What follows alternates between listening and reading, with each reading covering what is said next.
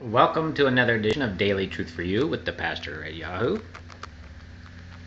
March 9th, and we're still in Mark 14, and we're talking about the arrest of Jesus Christ and where all his disciples flee.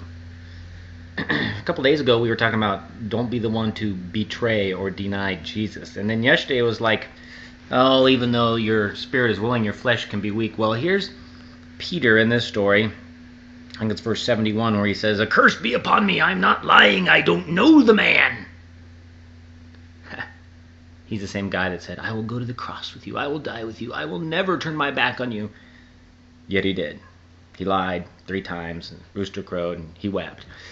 But I guess what we can learn from that is if this is Peter, whom Jesus was going to build the early church upon, one of Jesus' disciples who became an apostle and the leader of the disciples, who spent time with Jesus personally, who swore that he would never lie or deny or betray Jesus. He ends up doing it because he's mortal. His spirit was willing, but his flesh was weak.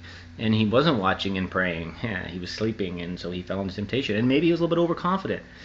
So never doubt your capacity to do what you think you would never do. You could.